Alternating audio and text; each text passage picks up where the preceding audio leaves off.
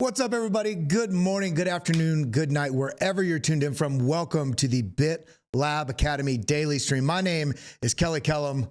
Welcome to the show. We've got a lot of stuff to talk about. We had the huge FOMC meeting yesterday that turned out to amount to just complete neutrality. You know, we also had the ECB today, or actually not the ECB, the UK, I believe it was. One of the two. I actually can't remember right now because I already looked at too many charts this morning. We can actually pull it up. Also did a 25 basis point hike just like we did yesterday. But then that press conference yesterday with Jerome Powell, starting with the most ridiculous sentence I've heard in many months, and that is, I think the opening sentence was something to the effect of, I'd like to start with that the banking sector is healthy. Like, what data are you looking at, sir? Because clearly, I mean, I understand that there's a need to prevent a run on banks because I believe the number is about 1%. I'll pull it up here in a moment. I believe the number is about 1.4, 1.5%. If 1.5 or 1.4 or 5% of the people remove their money from the banks, it would cause a bank collapse. Talk about an insolvent sort of sector of the financial system. And they're trying to harp on how unsafe and how crazy and how wild and how bizarre the crypto digital ecosystem is. It just blows my mind. And shout out, yes, I do. I'm rocking all this stuff today. I got the Frankie Candles hat on.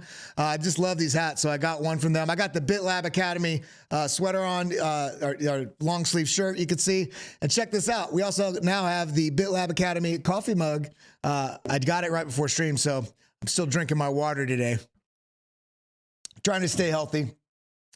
Trying to stay focused, trying to keep my body in the proper edge so that I can have a good edge in the markets. Now, how's everybody feeling today? Everybody's looking forward to the FOMC like it's absolutely going to let off pressure off the markets. And we're seeing that's not fully playing out yet. There was a lot of volatility yesterday, just like we spoke about, going up, going down, whipping all around. Did you get shaken out? Let us know. It's okay. It's not embarrassing. Because if you let somebody know that you got shaken out yesterday, then somebody else that's having a really hard time with it and feels like they're the only one, it's nice to see that other people are somewhere similar on the same journey. Because we're supposed to be doing this together. We're at the starting gate of the digital asset ecosystem. Everybody that's here. And so we need to create a positive impact and a positive community for everybody out there and let them know we're not just going to talk over your heads. We're not just going to, everybody that's in this room going to act like, oh, everybody's a pro trader and everybody's never lost a trade. I'll tell you right now, I've lost everything I've owned at least twice. Okay. I know Scott Melker, who's the Wolf of All Streets. If you ever follow him, wonderful guy. I'm going to have him back on the show again soon. He made this, he had this long interview that he did with, I think it was Cointelegraph. It was one of the CoinDesk or Cointelegraph. And he was talking about, because, he's, I don't want to call him incredibly wealthy now, but he's making an incredible living. We'll put it that way. He's built a success around his investing, his trading, and also his basically digital presence online, sharing his strategies, sharing what he's, the downfalls he's had, because you don't just, we look at somebody that maybe we come into a space and we see somebody that has made it. For instance, if you're just learning how to play basketball and then you walk out and you see LeBron James playing and then you compare yourself to LeBron James, it's silly. He didn't just get that way. It takes years and years and years. BitBoy is a good example. He's made an incredible amount of success for himself, and it took him, almost a decade to do that. But people see crypto and they see news stories and they see headlines of people that have made millions of dollars. And I would argue probably at least half those people, those stories were printed. For instance, there's a Dogecoin millionaire. Let's say shout out to Dogecoin out there. Yeah. There's a Dogecoin millionaire that had all this press about him because he had taken out all these loans and maxed out his credit cards to buy Doge. And it ended up turning out well from him because he got it up to, $3 or $4 million in terms of profits. But you know what he didn't do? He didn't take profits, and it went right back down. So I don't care about my own profits on paper, and you shouldn't care about your profits on paper. You should care about profits when you turn them into paper. Okay, we need to make sure that we value our family, we value our livelihood, we value our ability to not be a slave to the system. We value our ability to have the freedom of time to enjoy and explore our passions, our hobbies, our music, our arts, our family.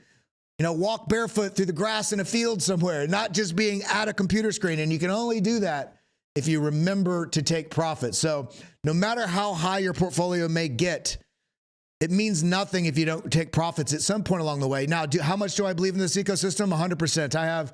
I've got basically every dollar that I can put into crypto, I put in there, minus a small little bit of a hedge that I do specifically only because I have friends and family too.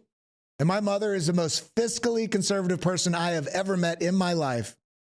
And you see how much I believe in crypto and how much I know about this stuff. And I've got a lot to learn. I'm not saying I know it all, but I know a great deal about this ecosystem.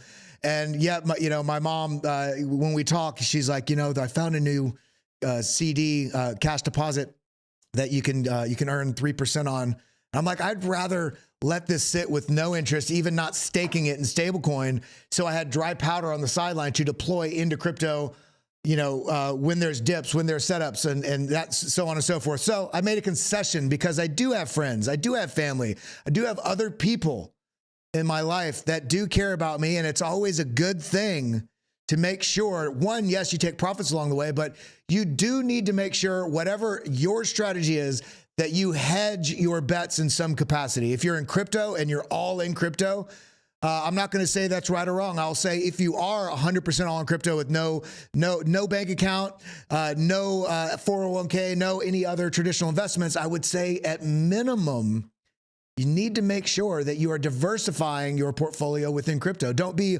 100% in Doge. If you're going to be 100% in anything in crypto, the only one I would suggest is Bitcoin.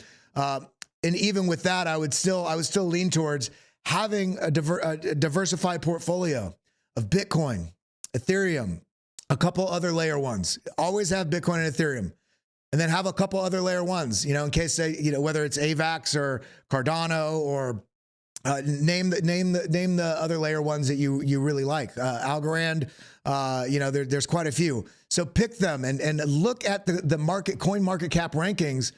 And you can just see in order that they're listed, that's the order of how large those individual ecosystems are.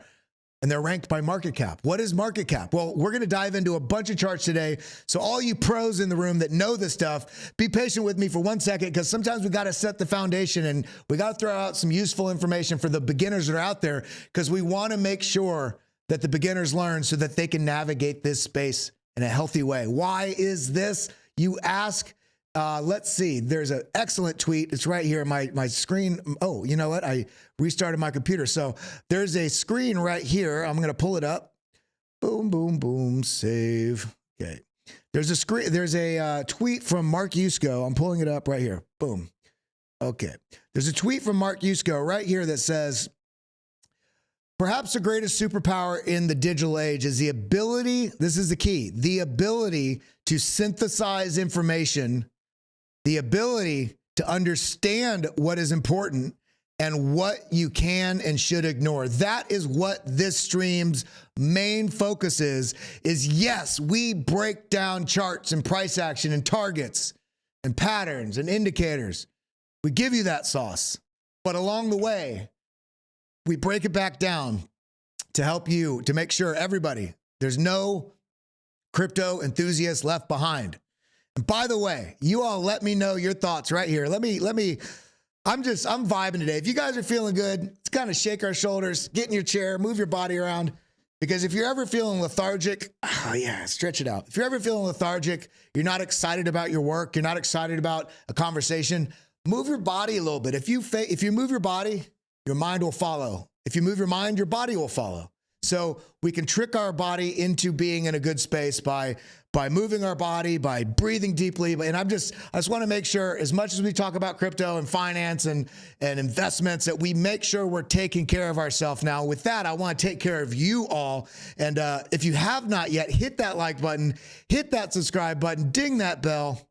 There it is, right there. No, where's the like? There it is, subscribe button. and get involved with our community. We're going to be breaking down a lot of charts today, and I've got, again, a huge announcement. We got some updates to the BitLab trading stack.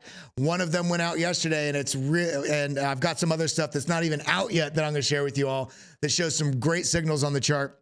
And we've got some on-chain stuff we're going to be looking at, and we're not going to be looking at these news headlines, but we're just going to pull up the headlines and just discuss a little bit to give framing about what's going on today. So again, hit that like button, join our community, and if you have not yet, come over to the BitLab Academy daily stream posting here on the Twitter. It's where we come and tweet at twitter.com and come over to @AcademyBitLab. Follow us here. We're pushing up about 2,300 followers. Let's get that up. But in order to be entered to win, I'm going to go ahead and pin it right here. In order to be entered to win on Friday when we do our weekly drawing, you have to follow. So make sure when you put your mouse over this, it says following, or click follow. Retweet this daily tweet and hit that like button, and you will be entered to win. Boom, boom. Can I pin this tweet? Yeah, I pinned Alexander G's tweet. Thank you for that, Alexander G. Now,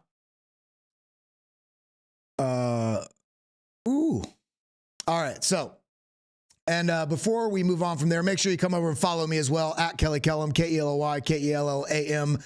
Share a lot of stuff on here, and just a lot of stuff going on. So let's shout out everybody here in the community early. I always appreciate everybody coming in early. If you can't tell, I'm trying to make a better start to the show. A little more empowering, and then set the frame, let you know what we're going to be talking about, let you talk, introducing, saying hi to all the community members here, and then jumping right into the charts. So let's see who we got in the house. I know learning was number one, first one in the chat. So thank you for always being here, friend. Alexander G, Shake and Bake. Who else we got? Sawtooth Hiker. Crimson Caravan Company, Donald Massey. We got. I'm so thrilled that so many of you come back on a daily basis. It warms my heart that we can build this community together, and I can share my experiences, let you know when I've lost everything, and I've come back from losing everything. I'm talking physically, where I was in the hospital in a coma, and I've had about 85 surgeries from 2 different accidents, and I came back from that. Monetarily, lost everything twice. Actually, I've lost everything, close to everything 3 times, but I've lost everything twice and rebuilt. And it starts right here. Does this mean you're always going to be upbeat and positive and gung-ho and passionate? No. But the quicker you can get back from falling off the horse onto the path that you want to be on, the shorter the distance is to the success that you're trying to achieve. So let's keep going here. We got Isaac 95. I'm George 2. I'm Jorge 2. Who else we got in here? Unforgettable name. What's up? Love that shirt. Yeah, we love these. You can find these on Hit Merch. When we were talking about merch, I said, yeah, I want something. My family used to have some boats in Hawaii. My uncle's been living there his whole life. He runs like catamarans and fishing boats. And when you're, even though it's comfortable out there, when you're in the sun all day, you wear these like long sleeve boat shirts, and they always had these cool, lettering and branding down the side. So when we were talking about merch for BitLab, I was like, just want like a sweater that you could wear kind of in the summer, like if it's sunny, or in the winter, it's just like a light thing with the beaker. And I want to say BitLab, and they did it exactly as I wanted. It looks awesome. There's these, and there's also in white. So shout out to Morel and the Hit Network team. You can go to hitmerch.com and just search BitLab to go to that. And there's also a link if you scroll up in the chat here. A few more people I'm going to call out. Paul Cockrell, Creighton C. Who else we got? Christian Quintoa, I guess. Tenacious B. BitBoy Crypto, what's up? You're supposed to have a BitBoy hat on. Well, you got to give me that hat. Got to stop pinching them pennies, Ben. No, I'm just joking. They take really good care of me here. We are such a wonderful family here at the Hit Network. And by the way, regardless of your opinions on anything, one of the best things I like about working at Hit Network is the variety of different people that are here, the variety of different viewpoints: Republican, Democrat, liberal, super into degen altcoins, only Bitcoin. I mean, there's all sides of all shapes of a person here in terms of opinions and thoughts and desires and what we're looking for in the space. So big shout out to the BitBoy crew and Hit Network, and I appreciate the opportunity building BitLab, taking the helm here and doing this. So King Peasant, what's up? Crimson Caravan, I already said Crimson Caravan. I'll say it again. Matt C, how you doing? Gia S, we got to get this going. Mike Vollmer, Justin Eubanks, Elliot Locke. Did I see a mellow fellow in here yet? If not, I bet he's in here somewhere. But let's go ahead and jump into what's going on today. Again, my name's Kelly Kellam, and this is your first time. It's not going to be your last time. Join us here. Hit that subscribe button. Now, what the hell are we talking about today? Well, we got a lot going on today. We had the FOMC yesterday, and everybody's, thinking, oh, it's going to be this, and then the market's just going to erupt. Well, that didn't quite happen. Let's go ahead and start with the charts, and we'll back it off and go through some of the headlines. No, that's not what I was looking at. Boom. Right here. Well, first things for all, I'll just talk about the charts here first, and then we'll talk about some of the new things on here. Let's go to the 2 hour to look at yesterday's price action and see when was yesterday was the 3rd. So let's go to the 3rd at 2 o'clock. So right in here, this was essentially option V. This was essentially where the FOMC meeting was yesterday.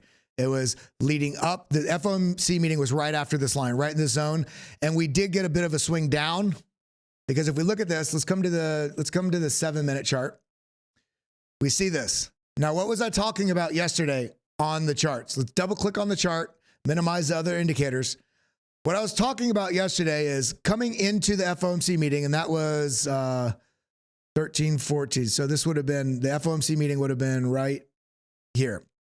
And what did I say was likely to happen? Because it happens nearly anytime there's a very widely known news event that can affect markets. Whether it's the release of an upgrade of a particular asset, an earnings report, FOMC meeting, even larger, especially in the context of what we're seeing today. And what did we see yesterday? We saw a push up into it, right? Setting up. What did I say for? Setting up for potential shorts. They did do that. There was a drop in the market. So the smart money and high frequency traders, big money hedge funds, they're not really taking super long trades. So even our partner that Nick that we build all these indicators with, he used to do multi-$100 million trades, high frequency throughout the day. But hundreds of millions in volume. And they were trading very small percentages. This is actually would even be considered a large percentage in this sort of circumstance. But my point is, you don't want to get caught up in this, these green candles. Now, I'm going to tell you why these colors are different now, because there's some changes going on. There's changes afoot here. But we see the positive price action coming into the FOMC meeting only to be sold off. So somebody that was like, oh, I don't want to miss this, and then it starts dropping. The person that says, I don't want to miss this, when it starts dropping, sells down here. A person that says, I don't want to miss this, doesn't have conviction to know this might bounce and come back up, because they're not trading with strategy. And what do we all do here in BitLab Academy? We trade with strategy. And I know what I was going to say earlier. I'll say it now. I was going to ask you. So I'm seeing all this merch, and there's some new merch coming out for Frankie, and it's got a nice little, maybe you know it, maybe you don't, this catchphrase of his. And I was thinking, as soon as I saw it, I was like, you know what? We were wondering a while ago whether or not we were the BitLab techs, the BitLab rats, the BitLab, like, what are we? And I was like, you know what? We got to talk about that. What's my final song as we're leaving? It's so stupid, and it makes me laugh every time I do it. At the end of the show, adios, muchachos, right? We're the muchachos, man, the BitLab muchachos. So let me know what you think about that. I just thought it was silly. Now, looking again here, price action moving to the upside. You didn't have a plan. You got caught up here, and the price moved back down. So this long was really, this push to the upside really was just a setup for a short to test the resolve of the bulls. In this case, we got a higher high here on the 7-minute chart. Remember yesterday, shout out to AJ Wrights Crypto. We had him on yesterday, and he was talking about on these smaller time frames, when you're looking for a swing, the second you get that higher low, you can count on a move. He was talking about on the 2 minutes. I don't like going to that small of a time frame, so I'm here on the 7-minute. We could see this pushed up and sold off at the FOMC decision, and then we got the W formation here. What is the W formation? Well, let's come over here. If you can't remember, or you don't know, no matter how many times I've told you here, I want to recommend everybody come over to BitLab Academy. This is it right here. It's going to be rolling over here in T-minus the day. The days are literally numbered. And this is a new site, but these are all the new courses in the new BitLab Academy. And we have the full candles course, which is actual individual candles, what they mean, especially when there's a pair of 1, 2, or 3. For instance, this is a hammer candle right here. If this were at the top, this would be a hanging man. Okay, now here we got, you know, this is known as a morning star sort of setup, but this doesn't really have the doji. But then we have candle patterns, which is actually the wedges, the channels, the double bottom. We can see some of them here: double bottoms, double tops, head and shoulders, cup and handle. So you can understand how to read price action. We're looking at it on chain. All this is within the new BitLab Academy. When these sections here, Bitcoin, blockchain, crypto beginners, self custody. These are all mostly free access for anybody, because we want to make sure beginners can really learn the basics and then jump into the trading fundamentals, psychology of trading, on-chain day. We've got so much in here, and I can't wait to share it with you. But getting back here to the price action, we've got a W formation, which is what? A W formation is, what do we got? We got 2 bottoms there. That's a double bottom.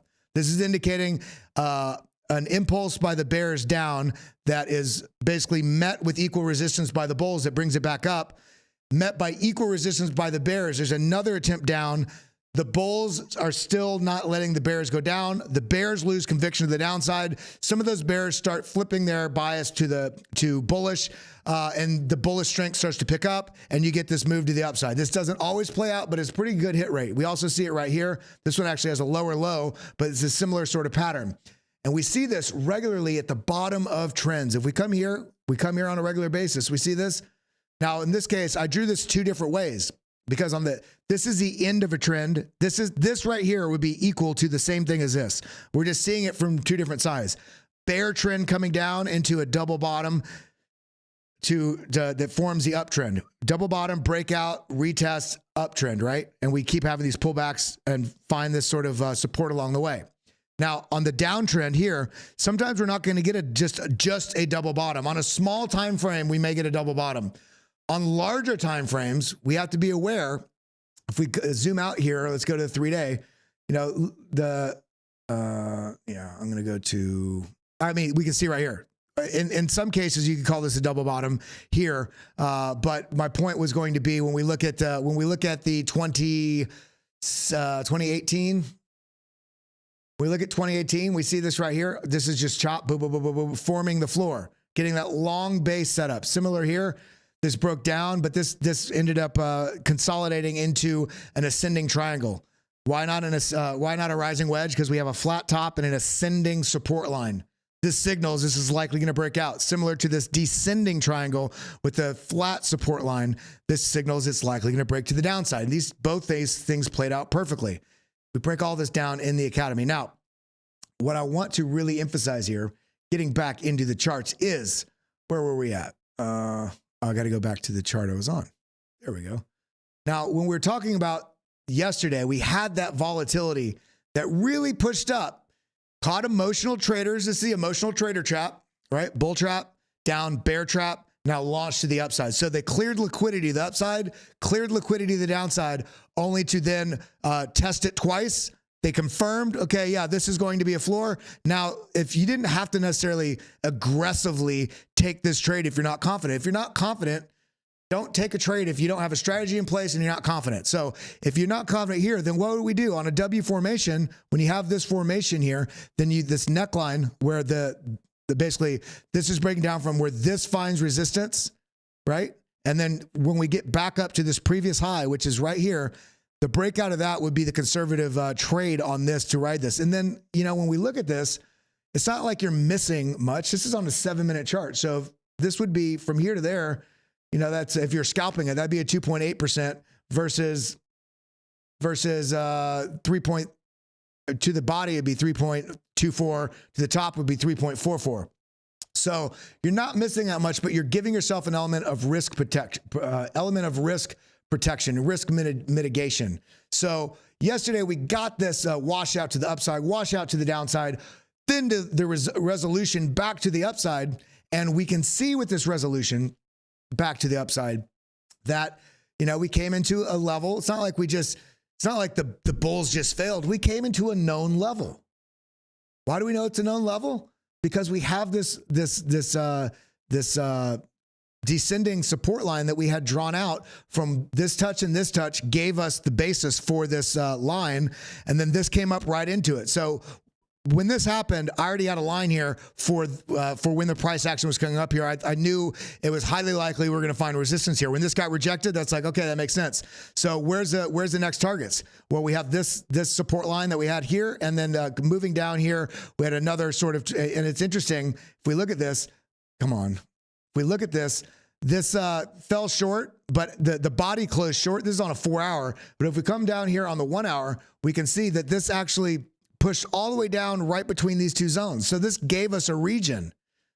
This is what I want you to do. I want you to set up your charts so that you can see regional areas that price action is going to go to, because these lines are not exacting. So you can see this kind of goes above it. This is kind of under it. This broke below this, but then because we have these two trend lines here from the larger time period and then the smaller, more local time period, price action broke through this, but basically traveled in this range, broke out above it, came back down, broke below it, found resistance, broke back above it. So we're getting ranges by the levels and the diagonal trend line supports that we are drawing here.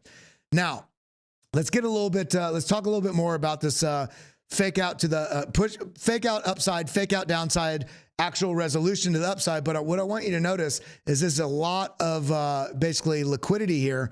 And let me show you one of the first new things. Let's go ahead and turn on this is going to be a new volume and order block indicator that's going to be part of the BitLab trading stack.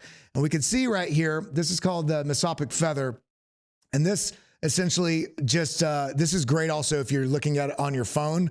It's basically a VPVR, visual, it's a visible range or a volume profile package that has this mesopic feather. Then we also have this submersis, which moves. It's actually a visible range wherever you're at. It'll show you exactly. But what my point is when we had this washout to the upside, look at where this volume is right here. We knew that there's going to be volume here, even if we didn't see this volume range here. And you can do this similarly with just the VPVR, which is what you've seen me show historically on this. This is just much more updated version of there's a lot more that goes into this indicator. We add some heat map of colors to show where the higher sort of volume nodes are. We also have this point and control line that sticks out. And we also have these order blocks here, which are showing areas of interest that had basically anomalies in price volume that was trading in that, whether it's a volume gap or just a very high volume peak. And we can see right here that when this broke out, this block formed right here. When this broke out of this zone, we knew it was likely that at some point price was going to come back down and test this zone because there's a volume gap. There's an anomaly in the order books here when this price action moved up. So what happened? Price came down, bounced right at this level, tapped that liquidity. Now it came back up and then actually ended up falling through it. But the point is this came up and came back and tapped this liquidity. Now, similarly, we see right here, we had some order blocks here, and again, I'm on the 24-minute chart, so this will change based on what time frame you're looking at as well. 24-minute chart, we have these order blocks here, a couple of them right in this area on a couple candles, and we can see, and by the way, we can project these out further if we want to make it, let's see, where was it? Here we are. Let's do 100.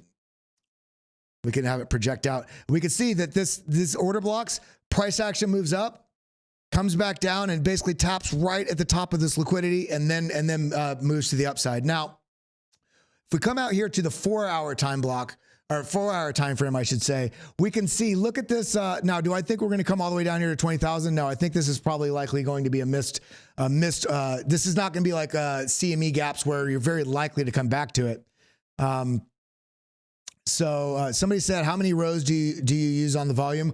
When you pull up a standard VPVR, it's very few amount. I'll show you VP or V, yeah, V, here we are. You see how it's very blocky? What's nice about the blocky nature is it gives you a very easily relevant, Bernie, I got you. I'll do Jasmine today. and CGPT for sure. For sure. Thank you. So sorry about that. I'll do those before we jump into the news. And thank you for the super chat. Thank you to anybody that super chats. I really appreciate it. It helps helps me cover my flights back and forth from New York to Atlanta, as well as all the work. We have so many staff members that work on the BitLab Academy, as well as Hit Network. I really appreciate it.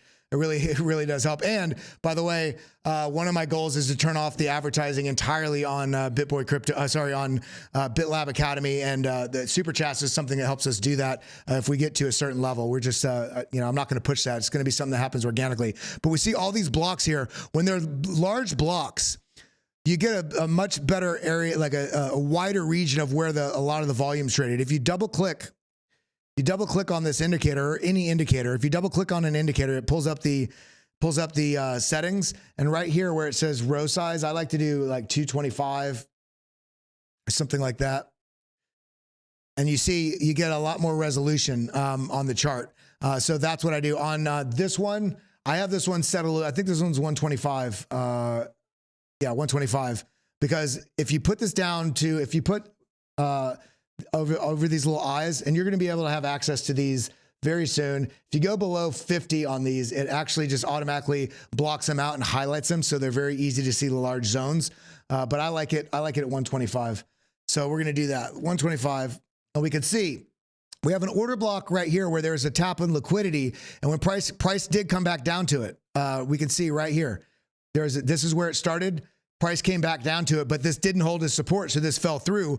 But it's interesting that this fell through very quickly, and this has come up and tapped this region 1, 2, 3 times, and almost 4 times right in this zone. So this is proving to be a really, really interesting sort of addition and special sort of use here with this new Mesopic vision package that we have. And you see we can do different versions of it where you want VPVR or the feather. Or you can also do, there's a select one too, where you can actually just do a selected range. But that's what we're seeing here. Now, what I wanted to point out here is, it's, by the way, special shout out to Matt C. Being in the community, being a buddy of mine here in the space. I met him through when I was on the Crypto Jeb team, when I was on that stream, and we've kind of just been buddies ever since. We met at Consensus last year as well in person. So what we're seeing here on Bitcoin, I was talking about that area where the price pushed up and came into this area. Did we expect it? Well, when we have our charts mapped out, we could see that we had a known area that this was coming into. So we could plan accordingly, and we can use some special tools. Now, one of the things I wanted to talk about here today is,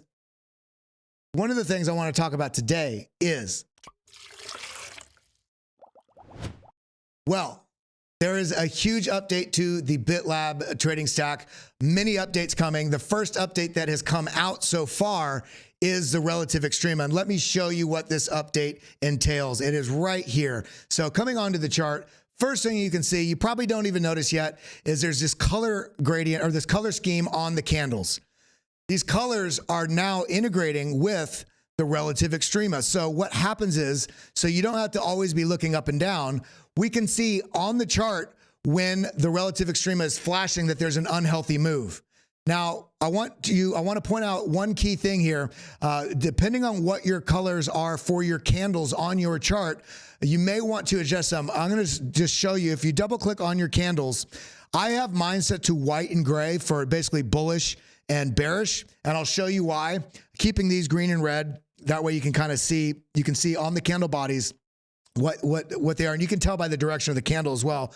But white and green are for all the candles that don't have the relative extrema signals within the candle bodies, okay? Now, what we can see here is on the price action falling here, we can see these relative extrema bars sticking out to the downside here. And I'm just going to exit these other indicators so we can focus just on this. As soon as these relative extrema bars stick to the outside, the first one that pops out, we get this little marker that pops up right here. So you know, with it immediately at a glance, you can tell that this relative extrema bar, this move is getting unhealthy. And we can tell that as well by looking at the candlestick, because the candlestick gets turned green. Green means that there's a lack of actually bearish resilience in this area. So this is a bit of an unhealthy move. Does this mean you buy the second this turns green? No. What this means is that there's unhealthiness in this. Price volatility, this price velocity to the downside. It's out of the norm and it's likely going to consolidate. In this case, this actually played out perfectly. I wouldn't have said bought this, but if you had shorted at this zone right here, this very big green candle that moves so quickly, and we see the dot here. You don't even particularly need to see, if you don't have to look specifically at these relative extrema bars sticking out of the cloud, because you can tell that they're out of the cloud as soon as this dot happens. But also you can even minimize this if you wanted to. I don't recommend it, but you can minimize this and just look, okay, this candle turned green. This is out of the norm. This might cool off. And what do we get? This is on a 4 hour. Let's look at that move on a 1 hour. Look at this move on a 1 hour. Well, this turns into a consolidation. So we knew that that was going to happen, or there was, I don't want to say new, there was a high probability that there was going to be a cool off because there was a very unhealthy move. Now, coming back to the 4 hour, I want you to also notice that we have a red or pinkish candles here. This is when the relative extrema is showing that the bullish action, it doesn't have the support necessary to really push this forward.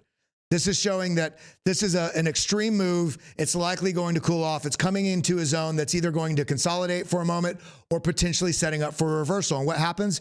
Turns pink on this first candle. It's pink, pink, pink all the way through and then breaks down.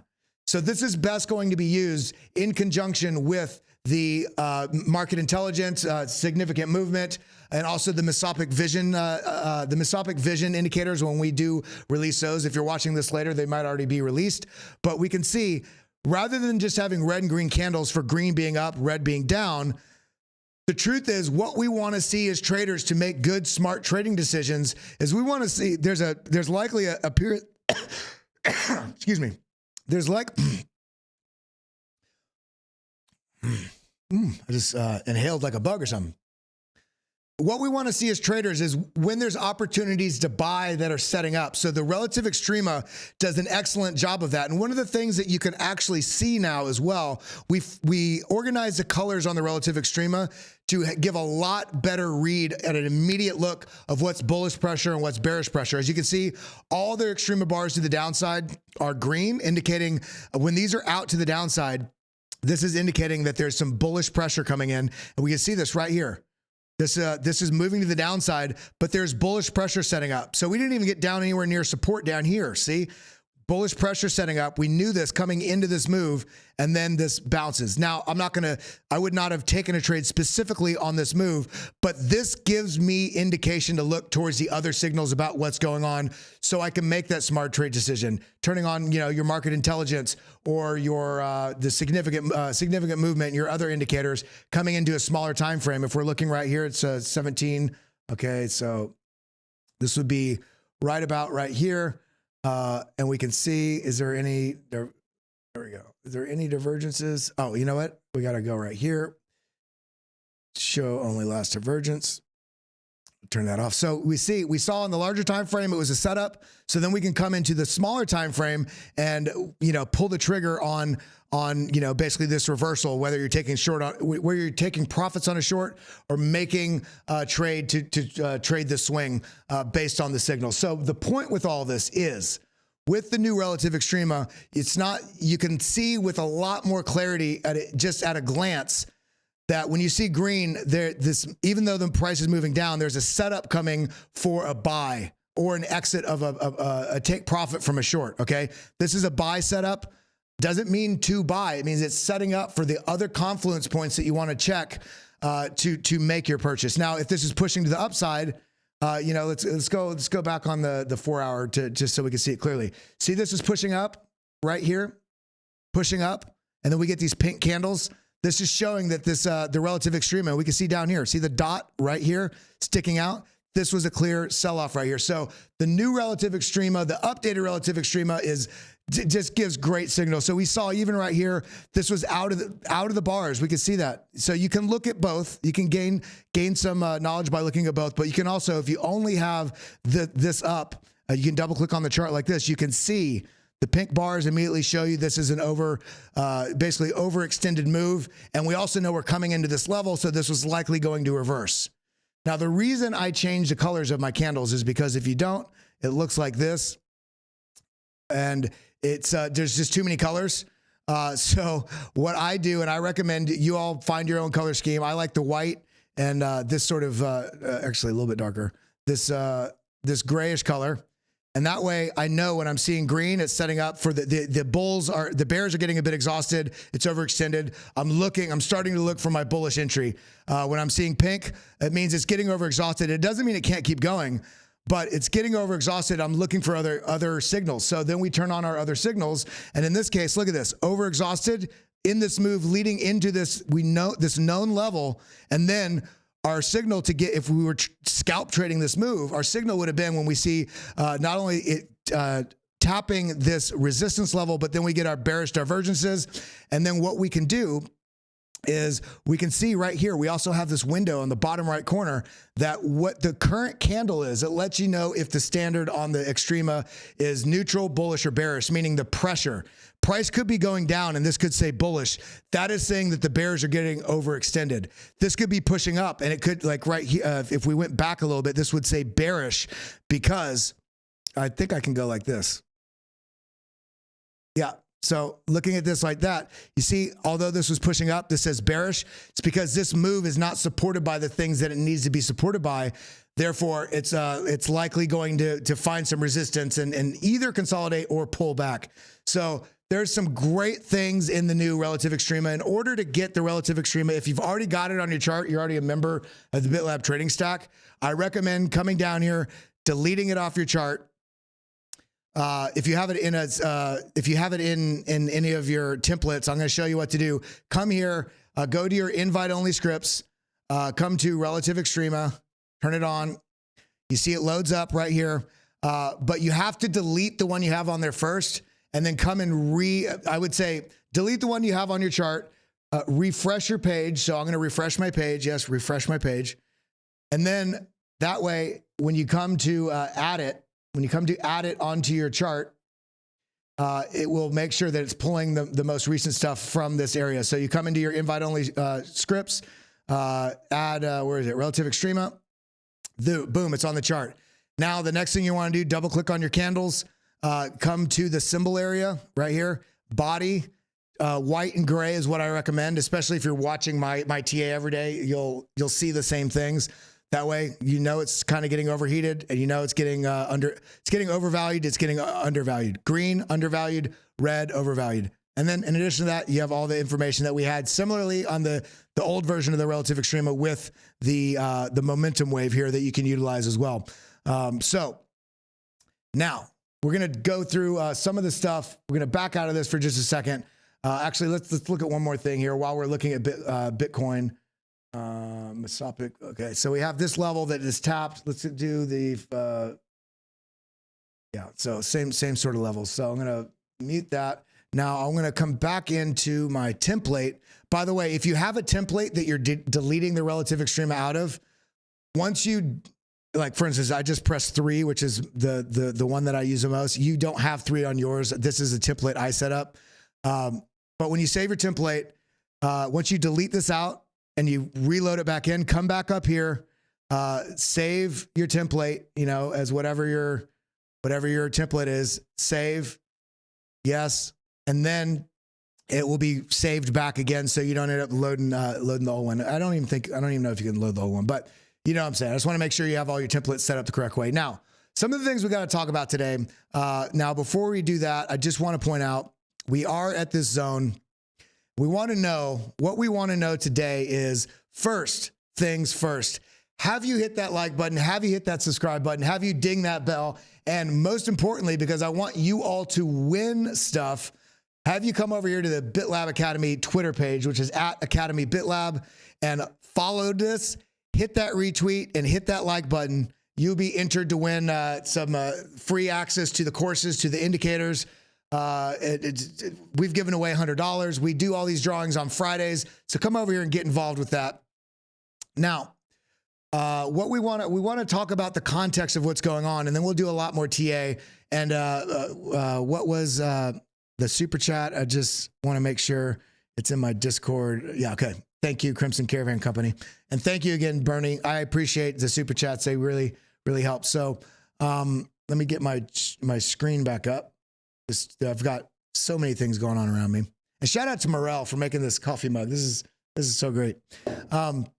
So we can see right now what we want. If we were just double click on this chart, what all of us want, I mean, I think the majority of us will want, is we want to see this price action start like tackling up here, break this 32K level, break this 31 into 32K level, right?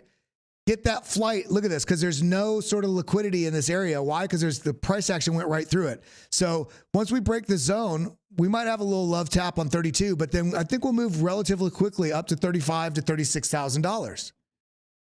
And then the sentiment is moving as such that if we get to this level, barring any sort of other major catastrophe, we do have the possibility of price action tapping up into the 42, basically this high volume zone,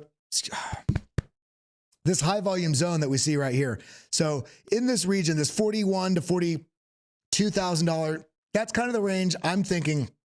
I ate vitamins before the stream, everybody, and I have not eaten breakfast. So that's why I keep hiccuping and stuff. I was fasting and had some vitamins, forgot I didn't eat. And I'm just like, yeah. Shout out if you've ever done that.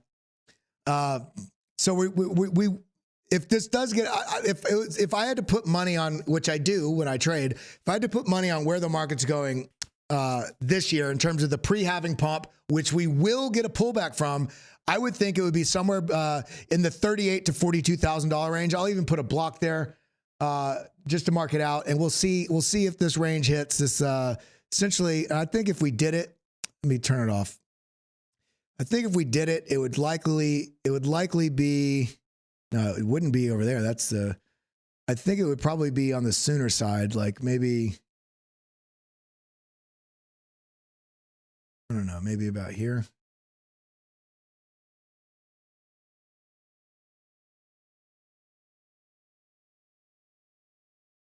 Maybe somewhere in this region here. This is where I think this would happen. Yeah.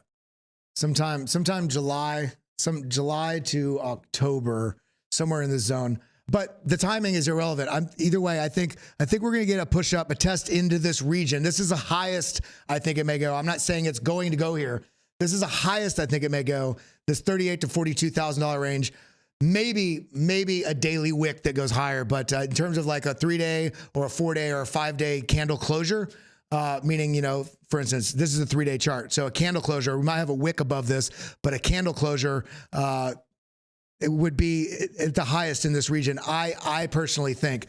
Then we'll have a pullback, and then we'll have that resolution after the resolution into the very strong bull market in 2024 into 2025. So how do we plan for this? Are the bulls ready for takeoff? Well, there's some things that we have to consider. So we've looked at this. We have some levels both above and below. If we look at this on the 8-hour chart, we can see that, let me go ahead and mute there we go. We can see here on the 8-hour chart that we've got this sort of parabola that we have built. The price action is traded in. Now, we don't want to trade just based off a bounce on this, because this line is a bit arbitrary, but you're just kind of projecting where it would go. So it very well could be just like this. I mean, you see this? This is speculation. It also could be that price action goes a little bit further out towards the apex of this shape, because a price action tends to break out somewhere in confluence with not only trend line supports and price action, but also at certain projections through price action shape. So chart formation in this case. And this is looking somewhat, this is a descending triangle. So this is looking somewhat bearish. However, if we get the things that we want, shout out to Elliot Locke. You going to BTC 2023? Yes, I am going to Bitcoin 2023. So I just booked my flights yesterday. If not, several of us need to have a chat with Ben, just saying, no, I'm going for sure. Yeah, I just booked my flights yesterday. I'm going there and then I'm coming back. I'm going to New York tomorrow. I'll be streaming from my house tomorrow morning. Actually, I fly at 6 a.m. tomorrow to be home to land at 8 a.m. in New York, to be back at my desk at 10 a.m. to stream for you all. So it'll be a busy morning. And then I fly to Miami on the 17th or 18th. And then I go to back here from Miami. So we're looking at this. If this were to break down, very well possible, price action very well could, come in here and lose this level, to tap that liquidity, come up and do something like this. I have too many things on my darn desk. Okay. So break down, tap this liquidity, come up like this, right? It also very well could come up, fall through, and not moonshot like that. My point being, it could also break out, retest like this, and then rebound like this. But we also have to know, could also go like that. So my point is, what do we need to look for? Are the bulls ready to take control? We have to remember, we have started. If we're looking just at this chart, we're looking at the 8-hour chart, and we saw nothing before this. This is, we've started a bull trend. We have a low, we have a higher high, higher low, higher high, higher low, somewhat of a lower high right here, but we're also in its sort of a consolidation range. So what happens here next is going to determine what happens in the next month and a half or so. So we want to pay attention to this. So let's back out of this. Let's back out of this and let's look at, shout out to Brad Guidell. I don't know if I called you out earlier. Sorry about that. If I didn't, big love to you, my friend. So what we want to look at is this right here. This is interesting. I don't think I've heard a central banker yet say their banking system isn't sound. This is so true. Or that it's okay if inflation stays persistent above the 2% targets. I mean, what do they expect them to say? That's right. I mean, it's just narrative shifting. So this is what I want to sort of look at right here. I'm sure you've seen this. I'm sure you've seen this from other people. I'm just making sure I'm not getting dings in my ear.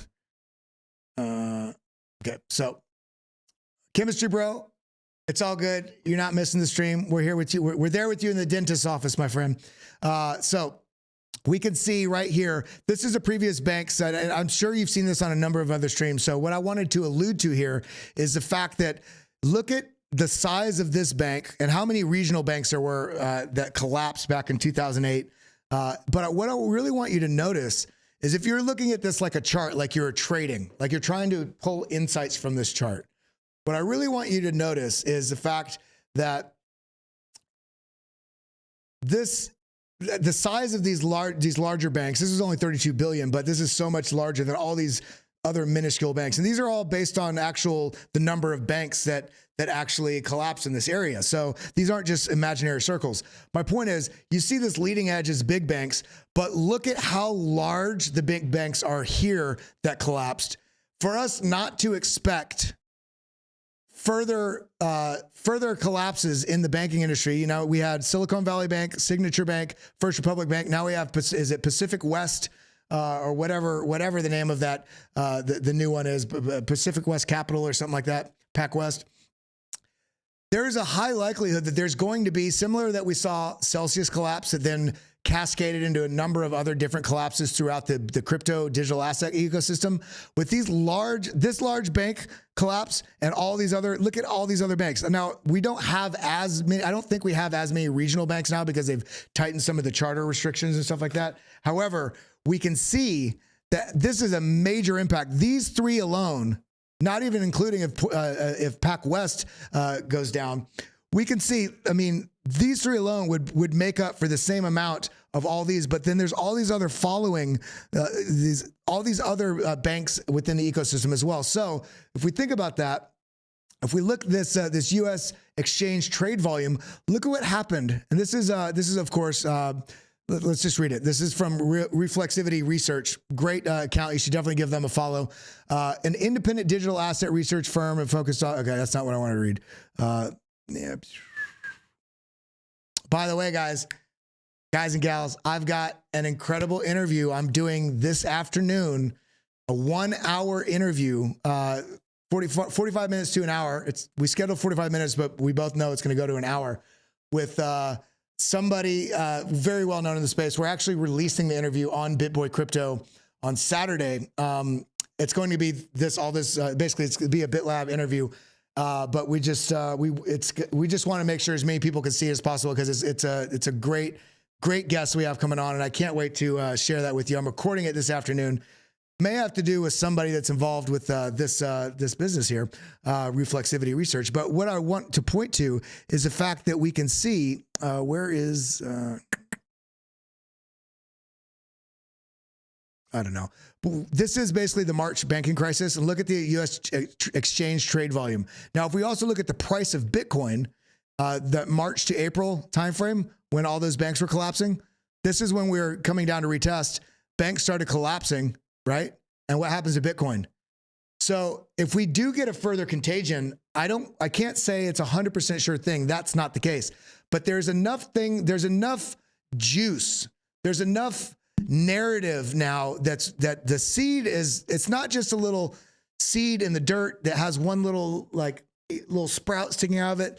This seed is blossoming and actually is poking out of the dirt now and has a couple branches on it, meaning the awareness and the use case and the adoption and the fact that Bitcoin is in such the zeitgeist of the world and financial systems and people.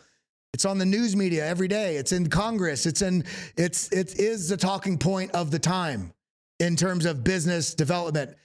Blockchain and AI are the two most dominant, the two most impactful things to the further evolution of technology, which is basically the only direction it goes. Unfortunately, the reason why I say unfortunately, it's the only direction it goes.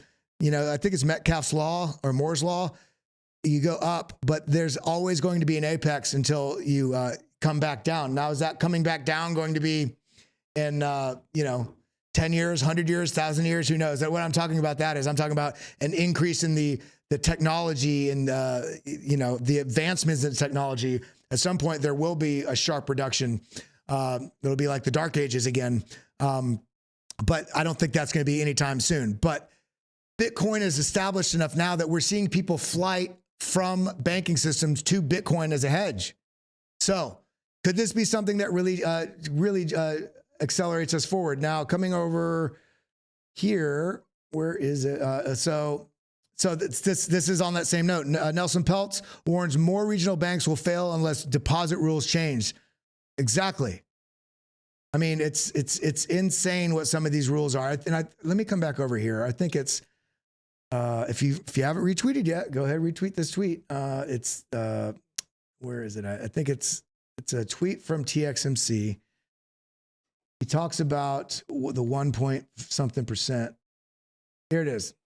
The FDIC insurance, which is the insurance banks have for up to $250,000 for each individual depositor. The FDIC insured fund currently covers less than 1.3% of the estimated $10 trillion of insured deposits, and these Rhodes scholars want to guarantee the entire edifice with what money? So there's $17.2 trillion total deposits at chartered banks. Only 1.3% of the estimated $10 trillion. So this is what I'm saying. The banking system is so fragile right now, while Bitcoin is only showing strength. Even as prices pulling back, we can see, and I pulled up this chart a number of times and I keep watching it day over day. Let's go ahead and reload the chart just to make sure it's not yesterday's chart. Because what I'm looking at here, the long-term holders, position change. Look at this. They are stacking right here. They're buying into this zone. Now, it's not always going to be a buy signal, but what we can see is, of course, everybody got shaken out right here. This is the absolute, the bottom just fell out. Short term and long, everybody was selling here. And we can see that right here. This is a long-term holder selling. But what we really want to see towards trend cycle bottoms is this is basically the offloading of supply, the last bit of people being shaken out. And then it flips to bullishness. And what do we get right here?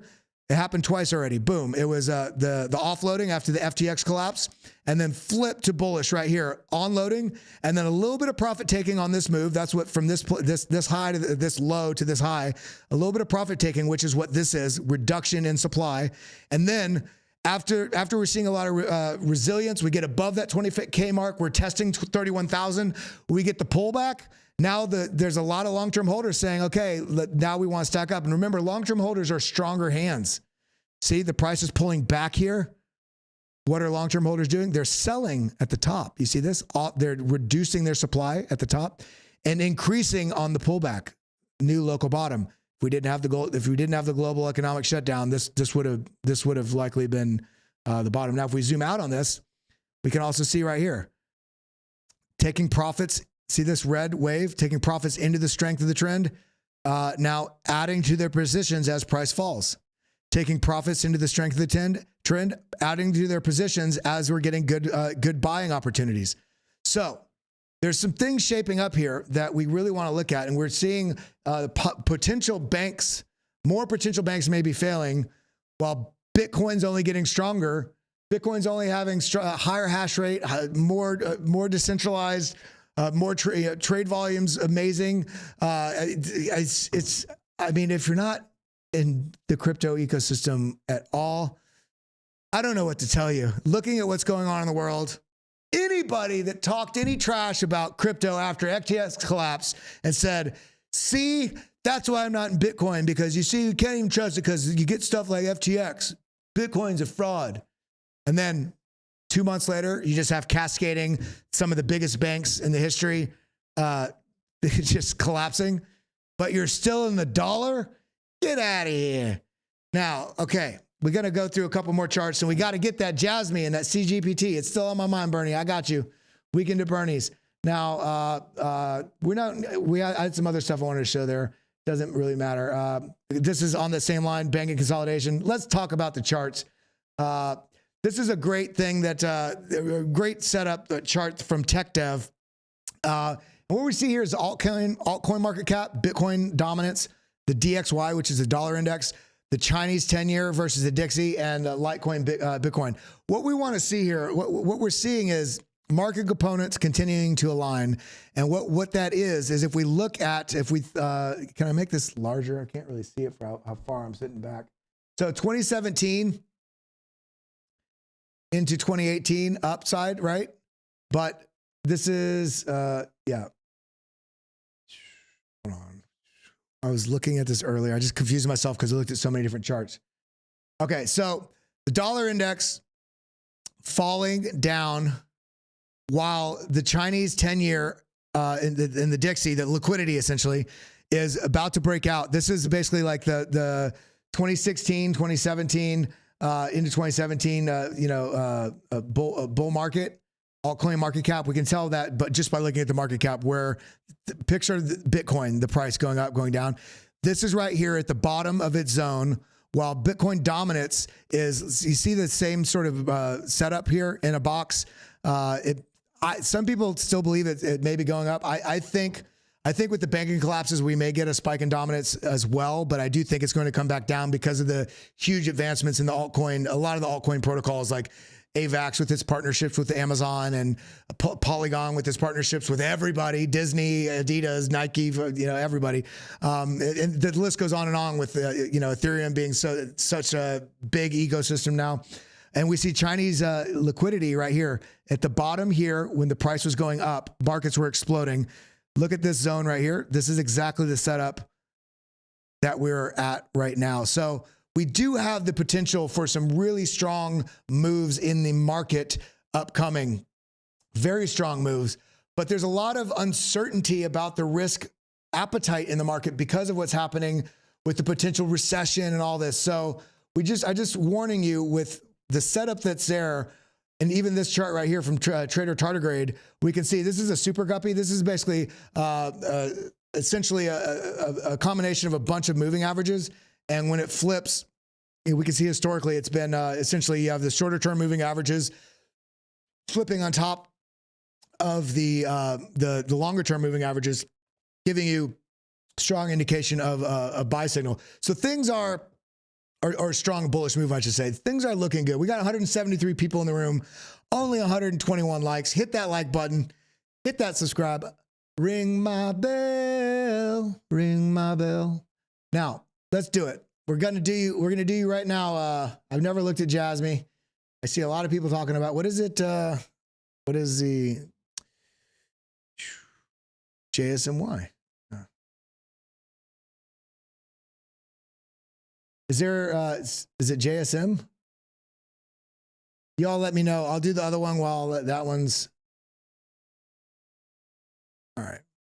What chart should I look this? This is from Bernie's super chat. I just wanted to hit him because he did this yesterday, actually. So big shout out to you, Bernie. I appreciate you. Well, there's not a lot of data here. Let's look at another chart. I think this is probably ChatGPT. I'm guessing this is going to be the same on all of them because it's a new coin. So I'll go back to BitGet. So let's look at the weekly. All right. So on the weekly, it looks, I'm just totally joking there. Let's break it down to like a 4 hour. Yeah. Get a little bit of, so what I would say with this is going to be very low liquidity. And so if you do have any moves that you do on this, if you do take any positions on this type of chart, have an exit plan in place before you get in, because it could move quite volatile. Have a longer term time horizon, or have your strategy in place so you don't get taken advantage of. Now, where it's at right now makes sense because this is kind of where it broke down from the candle bodies. You see right here, if we zoom in on this, candle bodies right there.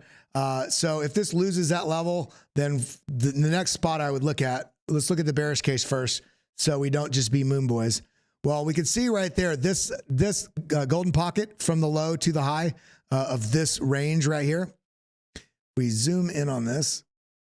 We can see this broke down and basically tapped from this low to this high is where you draw your fib. And you got the golden pocket right here. Not only the golden pocket, but this also previous candle body high. The reason why I said candle body high specifically, very important on this one, is when you have a very brand new coin, you're going to get a lot of, this is not like, there's nothing healthy about any of this price action on these first really couple of days. So I'm going to do it for the most meaty part of the candle, which is the body right here. Body is the colored area. The wick is just how far it has traveled, but it couldn't keep it there, just so you know. Now, with this being said, I don't think this is going to be like, this will follow patterns for sure, but I'm just saying, you need to, this is something that you need to have your strategy on and execute on it. And it's going to be volatile. Now, if I were to project targets on this, I would go option F, bottom to top. Now, we can also go option T from top to bottom. We can hit this up like this. Now, this is not really a bull flag because of how ugly it is. I would actually maybe even do it like this. Yeah, that looks better. You got to experiment sometimes, you know. They say experimenting's for college, but it's definitely for the charts. That's for sure. So we got a little bit of a bull flag here, bull pennant. It's not a pennant, sorry. It's yeah. So flagpole. If this were to do this, I mean, this would be all the way up. I mean, that'd be a pretty massive move. That'd be a 275% move. This is on ChatGPT. Now, I do not recommend trading stuff that is this young in price action, but in terms of how you do TA on it, there's not a lot of price action history. So when these things move, they start moving very quickly, and you need to have you don't just buy it right here, trying to front run the breakout of this even, hoping it's just going to go to the moon and it gets all the way up here to this target that was clearly marked out, and then not take any profits at all because you're just waiting for it to go up to $15. It's only at 18. I haven't looked into this coin at all. I'm just shooting numbers out. You want to take profits on coins like this because it's going to be volatile, or you just throw $100 or 500, whatever you're going to put in there, and you don't look at it for 2 years. It's one or the other. You either have a clear exit strategy very quickly because this is going to be volatile, or you're going to be mad when it gets all the way this high, how much money you made, and then it drops all the way back down to test this floor for like a year or two, which is, you know, plenty of coins have done that, and then ended up being great coins. I mean, Cardano was sideways for forever, but that's what I would say on ChatGPT coin. And I've never looked at that before. I'm only doing that, Bernie, because you super chatted me. I like to, it's good to look at different stuff though. Now, we could look at SWE. Did you all tell me what the actual ticker for JSMY was? Because it's not showing up on mine. I don't see. You guys didn't say it. All right. Did you guys say it in the Discord? No. Okay. So we're going to look at ASMR.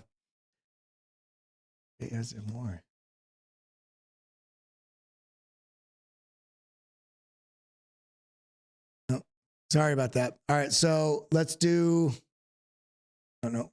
I'm going to put this back to, what is that? It should be Bitcoin. All right, we got plenty of time to do quite a few charts. Throw out those charts and stuff. And if you've ever learned anything on this channel, let me know. Let me know in the comments down below. If you're watching over on the BitLab, if you're watching over on the Hit Network, shout out to everybody over at the Hit Network 24/7 stream. Come and check us out at the BitLab Academy page sometime. Come give us a follow. It's youtube.com/@BitLab Academy. And I'll show that to you right now. I was pulling it up. That is this guy right here. Come give us a follow. We're pushing up. We're going to be hitting 7,000 soon. Can't believe it, but come give us a follow. And remember, come and retweet this tweet, like, follow, share this tweet. You get entered to win. Now let's do a bunch of TA. I was just killing time for you all there so you can get some coins in. Okay, Jasmine. I was putting JSMY. My bad. So I'll do that one first.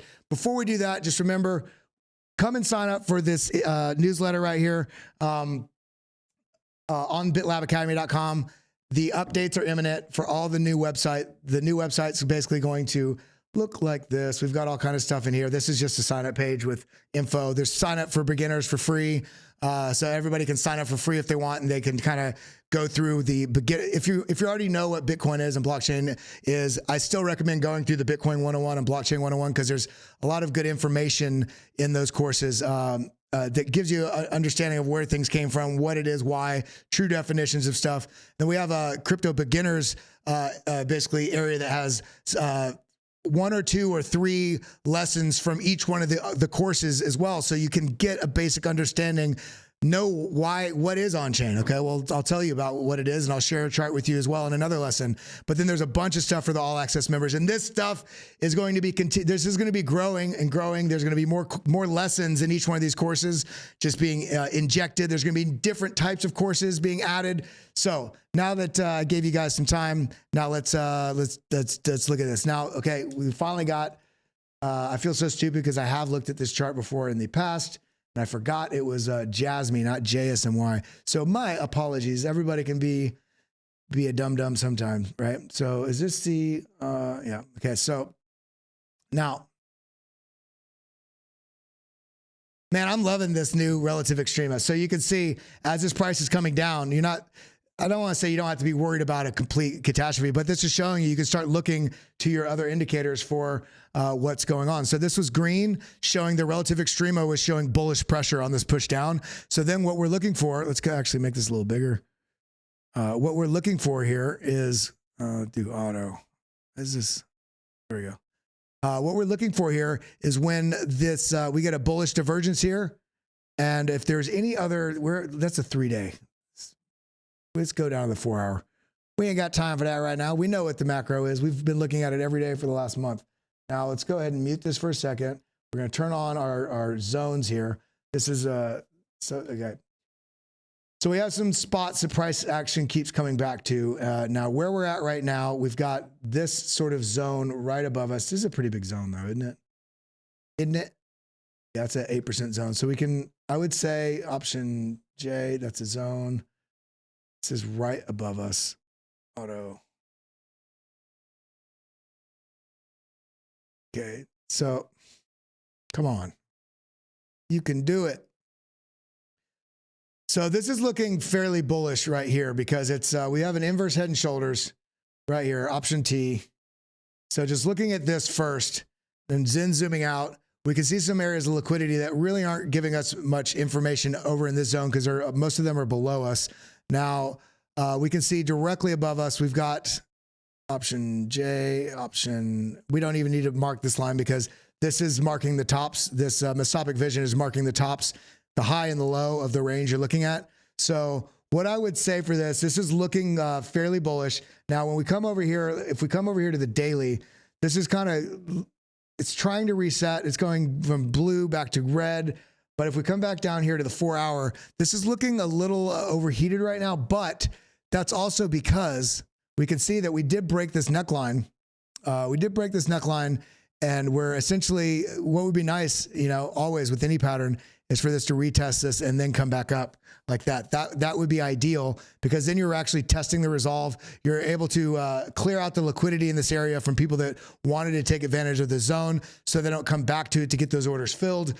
So this is also proving, this would be proving that this is, you know, flipping this to support rather than being resistance. So this was, you know, looking overheated on the relative extrema. We see these pink bars. Relative extrema is overheated. See how it's making these bars pink?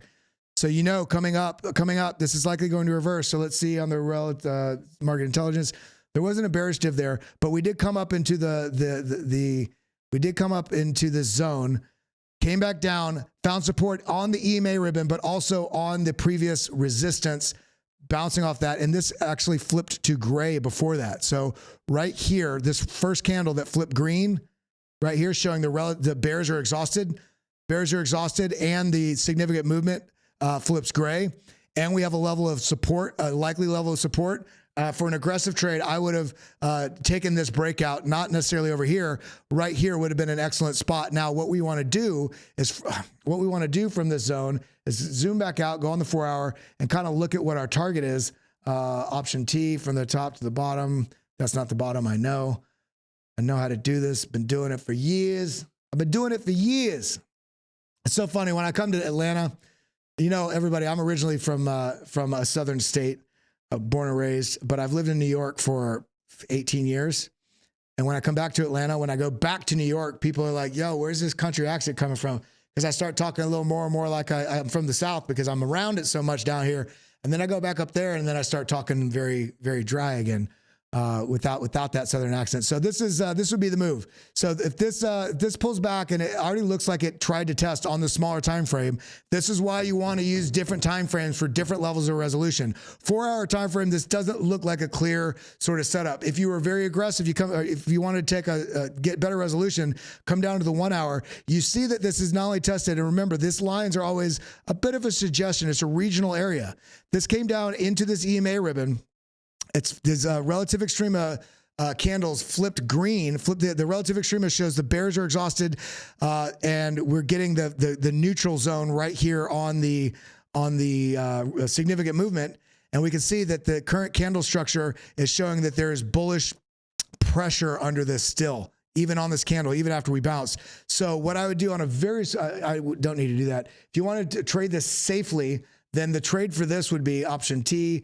Take this across right here. The break of this level right here, coming up, breaking that would be the true confirmation, because you broke, retested, and broke past this most recent high.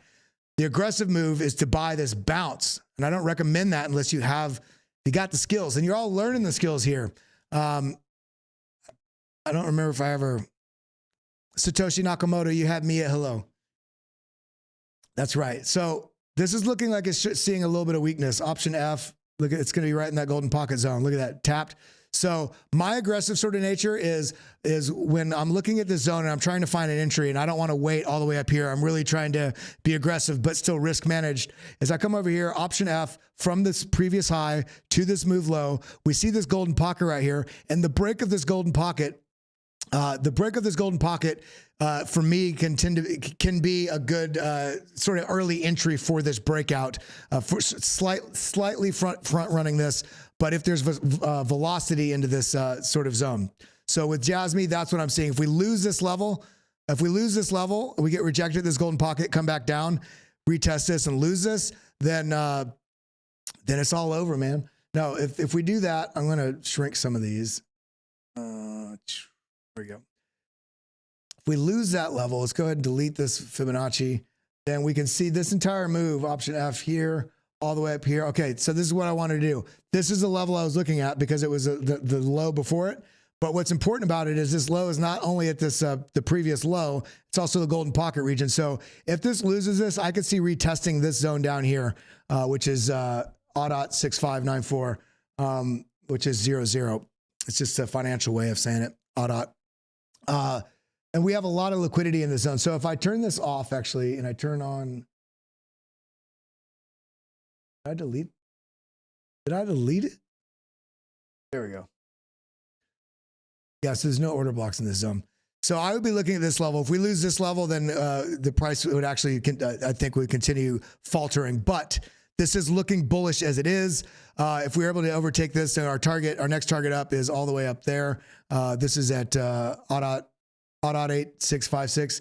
Now, if we take this to 8-hour chart, we can see, excuse me, confluence. This zone right here is a little bit above this. So if this were to push up, the next real zone that we'd be looking at, option J, would be this high. One of the most overlooked things in trading by new traders is indicators are incredible, but indicators work the best when you understand how price action and psychology works in conjunction with where price levels are on the chart.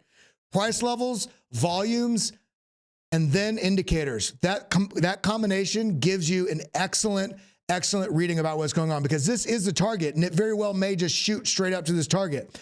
But history has told me price very rarely moves in an absolute straight line. It's going to work its way up there, and on the way, whether it's on the 8-hour or the 1 hour, the price action will very likely move up as it has right here. Rejection, come up, find support here, rejection, and then come up to this zone, and then maybe ultimately reach up here. Why this zone? Because this is where the previous high was here. Why this zone? Because this was another previous high before that. So you get your idea, you get your roadmap based on where price has been before, and it's not doesn't mean it has to do that, but it gives you a clear understanding about what is the likelihood of where price action may or may not go. Now I have some. Okay, we got 145 people. Man, that's a light day today. Everybody's exhausted from all that news yesterday. Now, let's look at, that's Jasmine. I did you, Bernie. I got you, boo-boo. All right, muchachos, let's see. Somebody asked for XRP. Let's go ahead, boom. Let's look at this. Now we can see here. Let's go ahead and mute this one and turn on that one, yeah. Okay. I'm just getting the lay of the land. Okay, so we have these order blocks down here, low liquidity in these zones are basically the order gaps. So in terms of the order book, so this is looking weak in some ways because of, I'm actually gonna make this line bigger. I don't know why it's so minimal. There we go. Why is it white? Oh, semi-transparent. Okay. So we can see this is, on the one hand, this is looking like it's trying to kind of move down, but if you really look at the chart, let's make it a lot easier to see. And let's go ahead and dim this background. I don't like it that bright. There we go. So, but this is also starting to hug this upper resistance level, this XRP. Now, there's a couple big things going on in the news. I'm not going to talk about it. It'll be on BitBoy Crypto and all the other shows today. We're just going to, I was going to talk about Coinbase and SEC and stuff like that, but let's continue talking about price action. This was hugging down here, which was giving a little bit of a worry that this may fall through. Now this is pushed up, and this is nowhere near the same amount of time, but we can see that price action is hugging this upper area. If we get any sort of bullish impulse, then one, we'd have a W formation here, which would be excellent. But then we also have, if we can do option F up here to the top. We see we've tapped the golden pocket down here. So we've tapped this golden pocket and pushed up, and we're holding this as support. So if we're able to come up and retest this zone right here and break through it, then I think that we'll be able to see fairly quickly if we're able to work our way up to this zone. I think once we break this, we'll see fairly quickly 53, 54 cents. And then I think it's going to be the start of a strong momentous move if that were to be the case, because let's see. Yeah. So this is a high traffic zone. What do I mean by high traffic? A lot of price interaction, support, resistance. So this zone right here, 54, it's going to be a fairly quick flight, I think, into this zone, 54 cents to 55 cents. And then likely, like the 25K was for Bitcoin, this will likely be the ceiling for a little bit. If we don't slice right through it, might consolidate here. Not necessarily very long, but we're going to have some price interactivity in this zone. And then once we're released out of this zone, I think we're going to have that momentous move and start really making headway.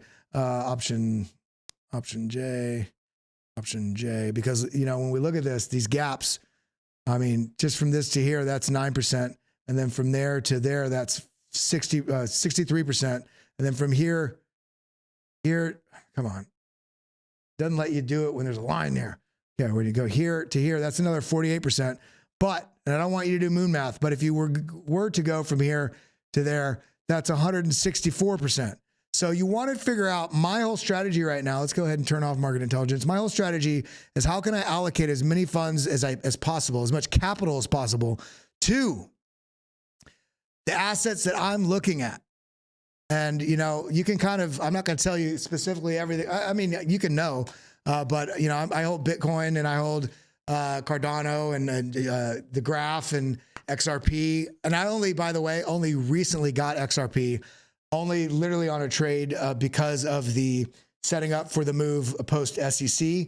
I got it about, I don't know, I think I got it. Let me see. Let me look on daily. It wouldn't have been that far back. I think I bought it about here, somewhere in this region here. And I'm just, if this were to push up and pull back, I would add to my position, but I'm just literally adding to positions to dominate this move.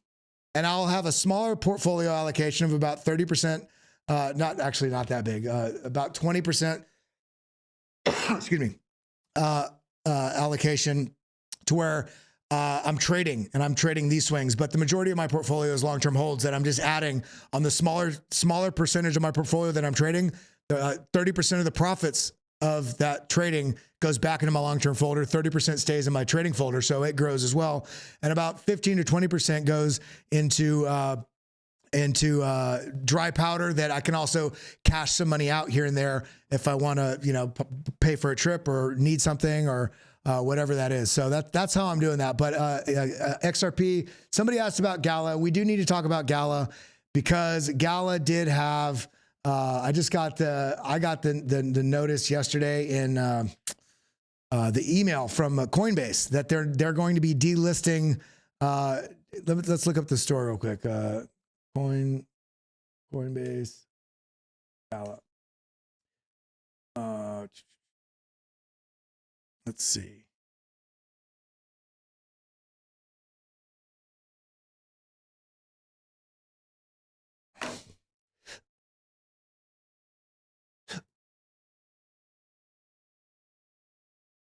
Yeah, so I think you all, if you all have Coinbase and you have Gala, you would have got the email. Essentially, I think it's by May 12th is what it is. They took off market orders. You can only limit buy or I don't think you can buy anymore. You can only limit sell, I believe. I could be wrong, but they're limiting the interactivity of what you can do with Gala right now because they're looking at stuff pretty tightly right now. So I wouldn't be surprised if there was a couple more coins that they start sending. Not that I agree with them delisting them, but with them coming under sort of focus right now with the SEC, you know, the U.S. court sides with Coinbase. Is this the end of the SEC's crypto dominance? Well, this is kind of a misleading title because really what happened is that basically there was a written. The Third Circuit Court just issued a text-only order directing the SEC to file a response because they don't know how to respond to these damn regulation questions. What are you doing, Gary? Get out of office. You suck. Sorry, I had to rant there a little bit. But but you get the point. There's yeah, get out of office. You can't handle the truth, Gary. Gary, you can't handle the truth.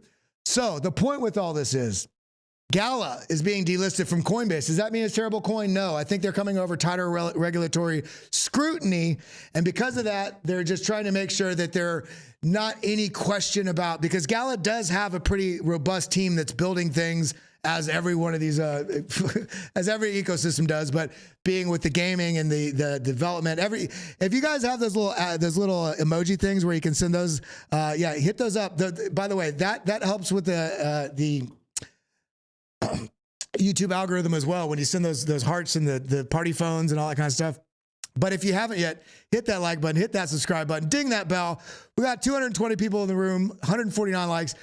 Gala being delisted. What's going to happen? Well, I did exit some of my position.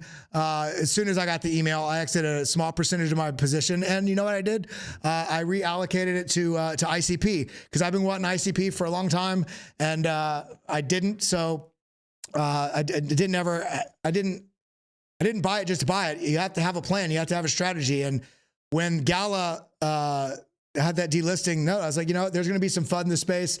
This is probably going to drop some. I'm going to take some profits here off of Gala, reallocate it to something else, let that ride up. Maybe I'll re-enter that position in Gala at another time. But I'm still holding Gala. I just took some position. So now looking here on the daily, we have these order blocks. There's some liquidity right above us. Right, it's already been tapped, but we can see these are these order blocks right here in the mesopic vision. Now, this has been acting as a little bit of support, almost like a floor. So with Gala, I would say this is looking relatively bearish. But let's see. I think it's just going to have to be its own little line here. This is looking relatively bearish, but I think it's going to kind of be interesting to see how this responds to the market when the market starts moving. And also, as the email gets read by more people, if other people take some profits like I did, this may be, Gala is still an excellent project, I think.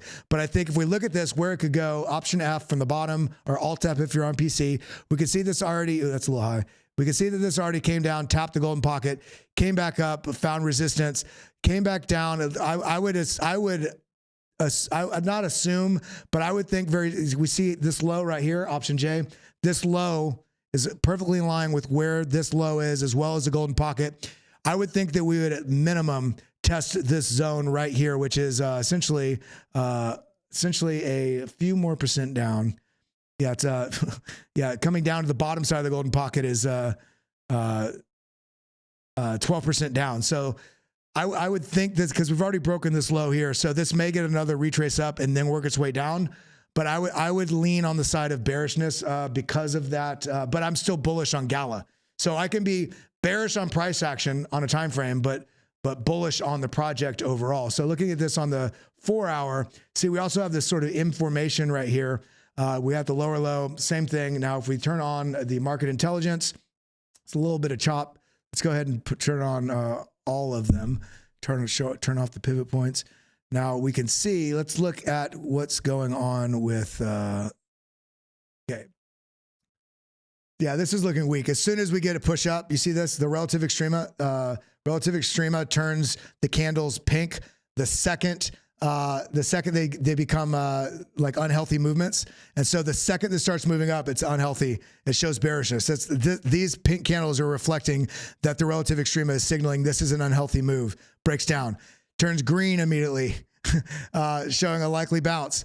Turns red. This is very choppy. So I still would lean towards having a lower price action, lower price level for Gala. That's what if this does bounce, then I'd be looking at this target up here, 445, 045, I mean, 4.4 cents, 4.3 cents, this whole region, this block up here. If we were to lose this level, the level would be down here to 3.2 cents, down to 3.1 cents, this region here. Now, if anybody was interested in all the indicators and everything that I was showing today, the BitLab trading stack, there's going to be some changes and some stuff. There's a lot of updates on all that. Come find information here at bitlabacademy.com. For those of you that are still here, hit the like button. The new website's going live in the matter of, I mean, I can count it in the number of hours. Go get involved. Join bitlabacademy.com. You're going to be grandfathered in at the current price for the lifetime of your account, because the price is going up by about 30% or so.